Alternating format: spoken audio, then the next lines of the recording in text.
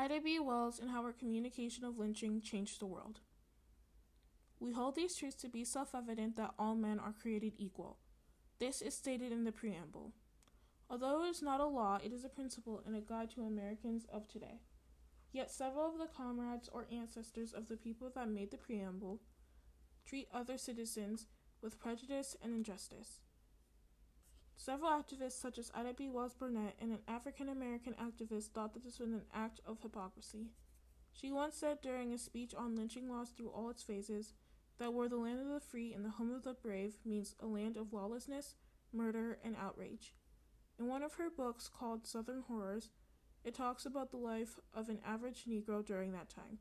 This is due to the fact that freedmen and their ancestors were murdered, lynched, and tortured by groups such as the KKK, aka Ku Klux Klan. Even the police system was corrupt and they wouldn't arrest this group or charge them for murder. Therefore, these groups of people within the so-called land of the free are living pieces of evidence behind America's struggle to resolve racial inequality. Thesis. Through her lectures, speeches, and writing, Ida B. Wells attacked prejudice, injustice, and violence towards African Americans in the early 1900s. Her powerful communication affected the way people viewed discrimination and the government's role in halting lynching. The life of Ida B. Wells Barnett. Ida B. Wells Barnett, maiden name Ida B. Wells, was born July 16, 1862, in Holly Springs, Mississippi. She was an African-American journalist who led an anti-lynching crusade in the United States in the early 1900s. She was later active in promoting justice for African Americans. Ida B. Wells was born into slavery. After the Emancipation Proclamation, she was educated at Rush University, a freedmen's school, in her native Holly Springs, Mississippi, at the age of 14. She began teaching in a country school not later. She continued to teach after moving to Memphis, Tennessee in 1884, and she attended Fisk University in Nashville during several summer sessions.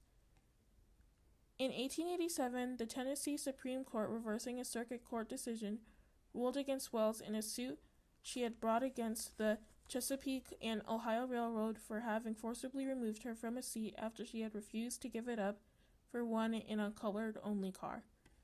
Using the pen name Iola, Wells in 1891 also wrote some newspaper articles critical of the education available to African American children. Her teaching contract was not renewed.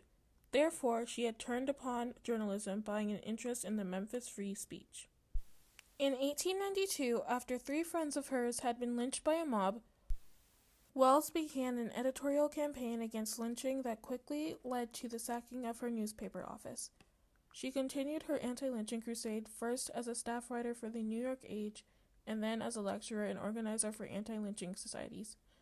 She traveled to speak in a number of major U.S. cities and twice visited Great Britain for the cause.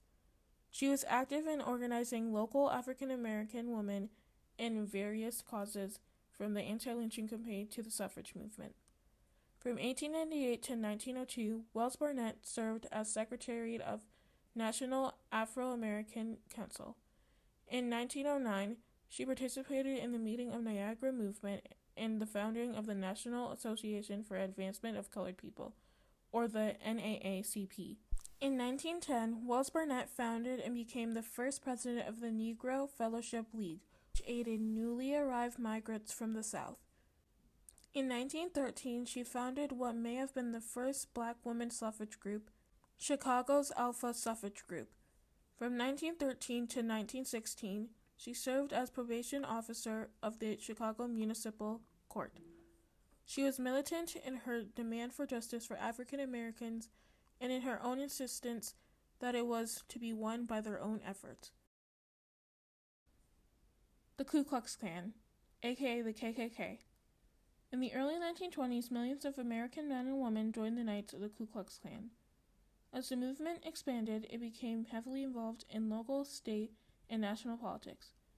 The Klan became the center of controversy at the Democratic National Convention of 1924. The Klan's support is predicted by delegates' support for prohibition of party competitiveness in the non-Southern states and by a freeway interaction between increasing numbers of voters, increasing numbers of manufacturing workers, and decreasing farm population within the states. The findings support predictions generated by the status politics model, political mediation theory, and the power devaluation model. They also had a group of people that would wear white clothing as a sign of white supremacy, ride horses, and lynch people that they deemed inferior to them. At the time, it was mainly black people. Ida B. Wells' role in anti-lynching laws. Several activists like Ida B. Wells talked about the life of the average Negro person, how they had to endure discrimination and suffering. Wells Barnett's work was to reveal the cover which was used to justify lynching. She said lynching was caused by contempt for law and by racial prejudice. Some people believe that Wells risked her life because, as an African American woman, she felt a moral duty to fight against discrimination and violence. Wells Barnett spoke out strongly for the need of black women to work for anti-lynch laws. During her speech, Lynching Laws Through All Its Phases, she said repeated attacks on the life and liberty and happiness of any citizen or class of citizens are attacks on distinctive American institutions. Such attacks, imperiling as they do the foundation of government, law, and order, merit the thoughtful consideration of far-sighted Americans, not from a standpoint of sentiment, not even so much from a standpoint of justice to a weak race, as from a desire to preserve our institutions.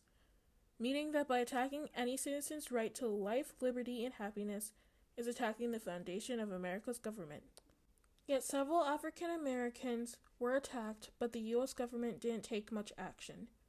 According to Professor Harvard Sitkoff from University of New Hampshire, several bills to halt and prevent lynching were introduced in the 1920s, then again in the 1930s and the 1940s. This was passed several times by the House of Representatives, but never actually coming to a vote in the United States Senate. On March 25, 1931, Ida B. Wells Barnett passed away. Although she didn't see a lot of change during her time, she still made a big impact on the women's rights and lynching laws. In conclusion, Ida B. Wells will be remembered for her fight against the lynching of African Americans and her passionate demand for justice and fair play for them.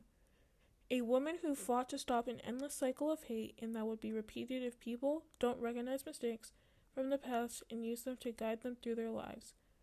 Ida B. Wells was a black woman born into slavery who began openly carrying her torch against lynching in the very South bent upon the degradation of black people. Ida B. Wells was not only disliked by racist white people, but some of her own race who were often hostile towards her, doubting her reason. Yet Ida B. Wells still continued to fight lynching and other forms of barbarianism, no matter what it costed her, leaving an impact on the people of her time and still leaving an effect on us today, with more schools and organizations being named after her. The measure of success she achieved goes far beyond the credit she has been given in the history of our country.